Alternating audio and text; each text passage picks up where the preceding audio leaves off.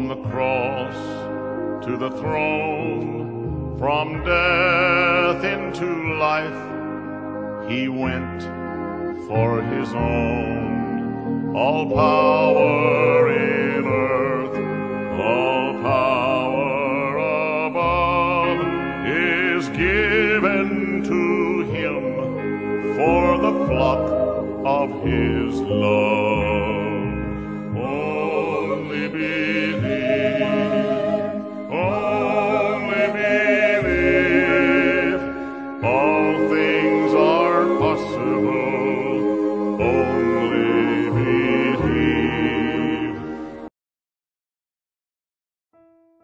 Que a graça, a paz e a misericórdia de nosso Senhor Jesus Cristo esteja em cada coração. Deus os abençoe. Estamos mais uma vez juntos para a nossa meditação que vai ao ar de segunda a sexta às 8 horas da manhã. E estamos no capítulo 32 do livro de Êxodo, esse capítulo que nos traz grandes lições, principalmente sobre disciplina, posicionamento, e hoje é o que muitas vezes as pessoas não entendem. Disciplina de Deus, a responsabilidade em relação às coisas espirituais e principalmente as precipitações em relação aos planos de Deus.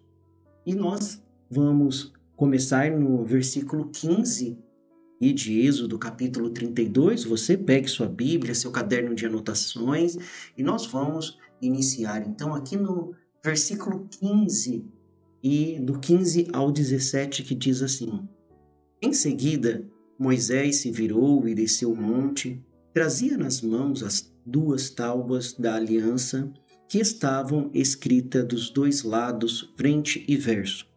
As tábuas eram obras de Deus, cada palavra tinha sido gravada pelo próprio Deus. Quando Josué ouviu o alvoroço do povo, que gritava lá embaixo, disse a Moisés: Parece que há guerra no acampamento. Moisés respondeu: Não são gritos de vitória, nem de lamentos de derrota. Ouço barulho de festa. O Senhor acrescente bênçãos à leitura de sua palavra. Nós lemos Êxodo do capítulo 15 até do Êxodo capítulo 32, melhor dizendo, do versículo 15 até o versículo 18. Olha o tamanho da responsabilidade que um líder tem perante Deus. Deus sempre responsabiliza aqueles a quem Ele dá a sua palavra para ser transmitida ao povo. Quem Jesus disse, quem é mais dado, mais será cobrado. E aqui nós vemos a posição que Moisés vai ter que tomar em relação a esse comportamento do povo. Como nós vimos nas programações anteriores do capítulo 32, Moisés sobe ao monte, o povo vê que Moisés está demorando e então eles se entregam à idolatria. Eles fazem um bezerro de ouro e começam então a adorar, levantaram de madrugada para adorar este bezerro de ouro. E ao descer da montanha, onde recebeu os mandamentos de Deus, Moisés ele pede para Josué acompanhar. Moisés ele já reconhece que um dia Josué ele estaria em seu lugar liderando o povo. E para isso ele teria que mostrar as lições para Josué, os posicionamentos para Josué, inclusive nas situações difíceis. A forma da onde o obreiro sai, da onde o pastor sai, é muito importante. Origem fala muito de origem espiritual. A origem espiritual sua, minha, ela diz muito do seu comportamento perante Deus. Agora, ele estava já preparando Josué para liderar futuramente. E que grande lição Josué vai aprender aqui. Josué achou que fosse grito de guerra, que o povo estava em guerra. Mas não era guerra. Moisés falou, não, ouço barulho de festa. E agora vamos prosseguir aí no verso 19 ao 22, que diz assim: Quando se aproximaram do acampamento, Moisés viu o bezerro e as danças e ficou furioso. Jogou as tábuas de pedra no chão e as despedaçou ao pé do monte. Tomou o bezerro que havia feito e o queimou. Moeu que haviam feito e o queimou. Moeu até virar pó. Jogou na água e obrigou os israelitas a bebê-los. Olha só, irmãos. Por fim, dirigiu-se a Arão e perguntou: O que este povo lhe fez para que você os levasse a cometer tamanho pecado? Não fique furioso comigo, respondeu Arão. Meu senhor, você sabe como este povo é mau. Eles me disseram: faça para nós deuses que nos guiem. Não sabemos o que aconteceu com esse Moisés que nos trouxe da terra do Egito para cá. Então lhes disse: quem tiver joias de ouro, tire-as. Quando eles as trouxeram para mim, simplesmente as joguei no fogo e saiu este bezerro. Moisés viu que Arão havia permitido que o povo se descontrolasse completamente, dando motivo de zombaria aos seus inimigos. Nós lemos do versículo 21 ao 25. Que interessante. Antes de tratar com o povo, Moisés foi tratar com Arão, porque Arão que ficou responsável pelo povo enquanto Moisés subia ao monte. Isso, irmãos, mostra o tamanho da responsabilidade que cada pessoa, líder, tem perante Deus. Deus vai pedir uma prestação de conta para cada um que levou a palavra. Agora, que palavra está sendo levada? Qual é a palavra que está sendo levada para o povo? Qual é o tipo de alimento que está dando para o povo comer? É um alimento fresco? É um alimento puro? É um alimento verdadeiro? Ou se está dando um alimento do outro dia, estragado?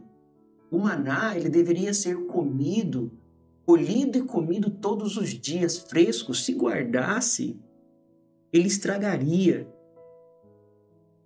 A mesma coisa acontece em relação à palavra de Deus. Cada um vai ter que prestar conta da palavra de Deus, daquilo que Deus deu. Deus vai pedir conta daquilo que Ele deu em sua palavra.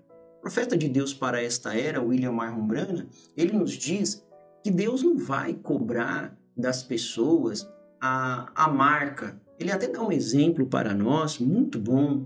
O profeta de Deus foi um homem humilde e ele trabalhou cuidando de gado. E ali ele falou que tinha uma porteira e eles ficavam olhando ali os gados que iam entrar. E entravam gados ali por aquela porteira de vários fazendeiros que pertenciam a várias fazendas. O nome disso, esse gado pertence à fazenda Holst, esse outro gado pertence à família Trim, e assim sucessivamente.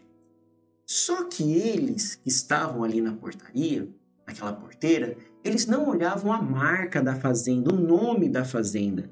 Eles olhavam o tipo de sangue, porque só podia entrar naquele local aquele gado que era genuíno. Não podia ter mistura, só podia entrar o genuíno. E ele aplica isso ao que Deus vai fazer ao nos responsabilizar quanto à nossa prestação de contas no dia do juízo. Ele não estará olhando as placas da igreja, qual denominação você pertence. Eu pertenço à denominação tal, à denominação tal. Ele não quer saber qual denominação você pertence. Ele vai querer saber da sua palavra. Isso mesmo, ele não vai olhar a marca que está em você, ele vai olhar se o sangue de Jesus Cristo está em você, se a palavra de Jesus Cristo está em você. Porque se Jesus Cristo está em você, você tem a palavra de Deus. São João capítulo 1, verso 1. No princípio era o verbo, e o verbo era Deus, e o verbo estava com Deus. E o verbo se fez carne, mais adiante diz assim, e habitou entre nós. Então, o Senhor Jesus Cristo é a sua palavra, e o meio pelo qual Deus vai nos responsabilizar em relação à prestação de contas no dia do juízo não vai ser em relação às nossas marcas que nós carregamos, às nossas denominações, mas sim em relação ao sangue de Jesus Cristo que está em sua palavra verdadeira. É por isso que Deus envia a cada tempo, ele envia uma mensagem. E esta mensagem é o maná do dia, é o maná da hora, é o alimento que vai preparar o povo para que então possa receber a vinda do Senhor Jesus Cristo. Vamos prosseguir. Agora nós vamos ler do verso 26 ao verso 29, que diz assim: Portanto, colocou-se à entrada do acampamento e gritou: Todos que tiverem do lado do Senhor, venham até aqui e juntem-se a mim. E todos os levitas se reuniram ao redor dele. Moisés lhe disse: Assim diz o Senhor, o Deus de Israel: Cada um de vocês pegue sua espada e vão e voltem de uma extremidade à outra do acampamento. Matem todos, até mesmo seus irmãos, amigos e vizinhos. Os levitas obedeceram à ordem de Moisés, e cerca de 3.000 pessoas morreram naquele dia. Então Moisés disse aos levitas: Hoje vocês se consagraram para o serviço do Senhor, pois lhe obedeceram, mesmo quando tiveram de matar seus próprios filhos e irmãos. Hoje vocês receberão dele uma bênção. Moisés dá ao povo a oportunidade de se arrepender e de se comprometer. Deus sempre nos dá uma oportunidade. Você sempre vai ter uma oportunidade com Deus. Deus não chama um homem a julgamento sem antes advertir este homem. Sim, ele sempre vai advertir o homem. Agora, a tristeza por si só, meus irmãos, não significa arrependimento. Eles ficaram tristes ali quando Moisés quebrou as tábuas da lei, quando Moisés chamou Arão e o repreendeu, e agora nós vemos, depois de repreender a liderança, em relação à prestação de contas, o que ele deveria fazer, porque os líderes, eles devem ser responsáveis por suas ações e decisões, e Deus vai cobrar isso da liderança. Mas após Deus cobrar da liderança, Deus se volta ao povo. Então, observe, irmãos. Mas foi ele que me enganou. Você também, você que está em qualquer outro lugar, você deve filtrar que aquilo que você está ouvindo, se aquilo que você está recebendo, realmente está na palavra. Muitas pessoas preferem ficar com o que as suas denominações falam do que a palavra de Deus fala. A denominação fala: batize em nome do Pai, do Filho e do Espírito Santo. E a palavra de Deus não tem nenhum relato de batismo nos títulos Pai, Filho e Espírito Santo. Se você olhar na sua Bíblia, você vai ver que em Atos 2,38 diz: arrependei-vos cada um de vós e seja batizado em nome do Senhor Jesus Cristo para perdão dos pecados e receba o dom do Espírito Santo. E muitos rejeitam esta palavra e preferem ficar com as suas denominações ou suas interpretações. Então o povo ficou triste. Mas a tristeza por si só, ela não significa arrependimento. A pessoa pode se envergonhar, ficar triste, mas não se arrepender. O jovem rico, se você olhar, o jovem rico foi dessa forma. Quando Jesus confrontou ele ficou triste. Lá em São Mateus 19:22, ele ficou triste. Mas ele não estava disposto a abrir mão e assumir a responsabilidade de realmente cumprir aquilo que Deus estava pedindo para ele, que era deixar todas as suas coisas e seguir. Ele não estava. E todo o arrependimento verdadeiro, ele vai produzir fruto. E qual que é o fruto? A mudança de comportamento. O importante, tristeza por si só não significa arrependimento. É bom que nós gravamos essas lições dentro dos nossos corações. E olha o posicionamento dos levitas, irmãos. Olha como que eles tiveram que se posicionar, os levitas. Isso nos lembra que, às vezes, a coragem de confrontar o pecado é necessário. Mesmo quando se trata dos nossos entes queridos. Você nunca pode comprometer sua fé, o seu posicionamento por causa de família. Não, eu vou deixar para lá. Não, você tem que ter o seu posicionamento espiritual. Se ele quer seguir um outro caminho, se ele quer seguir outra coisa, é problema dele. Mas você tem que ter a revelação espiritual que você quer seguir a palavra de Deus.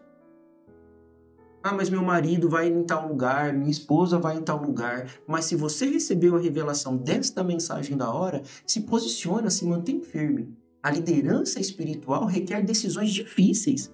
E Moisés aqui teve que tomar uma decisão muito difícil, e foi a decisão aonde ele puniu o povo. E morreram 3.000 pessoas.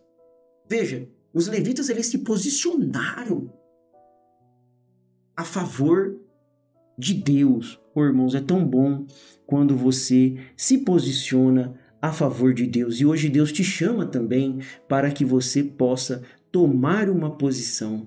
Tome uma posição. Não deixe, não fique preso a marcas, mas vai realmente onde a palavra de Deus está. Irmão Brana, na mensagem Hebreus capítulo 4, ele diz assim: você não deve questionar a Deus, pois os passos do justo são ordenados pelo Senhor. E cada prova que é colocada sobre você para te testar, a Bíblia diz que são mais preciosas para ti do que o ouro. Então, Deus permite aflições que acontecem com a gente, Deus permite, mas para nos corrigir. Para nos corrigir. Deus quer nos corrigir. Então, você não pode deixar de receber. Aqui Moisés está corrigindo. Eu vi uma pessoa falando assim: nossa, mas Deus foi muito duro com eles. Não, Deus é duro com o pecado. Deus não quer o pecado no meio do seu povo. Deus quer o seu povo limpo, purificado, santificado. O Senhor é a força da nossa vida. O Senhor nos livra dos males deste dia e nos guarde para a hora da sua aparição. Eu sou feliz com Jesus. Deus os abençoe, Deus os guarde. Até a próxima programação, se Deus assim nos permitir.